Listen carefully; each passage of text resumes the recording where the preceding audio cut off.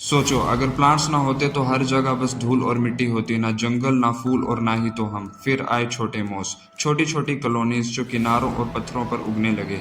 यही थे पहले प्लांट्स जो लैंड पर सरवाइव करने लगे। फिर आने वाले कई सालों में प्लांट्स काफी इवोल्व हुए और फिर शुरू हुई एक नई एज, कार्बोनिफेरस पीरियड। इस टाइम तक फॉरेस्ट इतने घने हो गए थे कि हवा काफी ऑक्सीजन रिच हो गई, जिस वजह से एग्जिस्टिंग इंसेक्ट्स और एनिमल साइज में काफी जायंट बन गए। और यही वो पीरियड था जब प्लांट्स ने लिटरली अर्थ पर रूल किया। ये सिर्फ एक छोटी सी झलक थी, प्लांट्स ने धरती को कैसे बदला और कैसे रूल किया। पूरी कहानी देखने के लिए नीचे रिलेटेड वीडियो पर क्लिक करके अभी देख लो।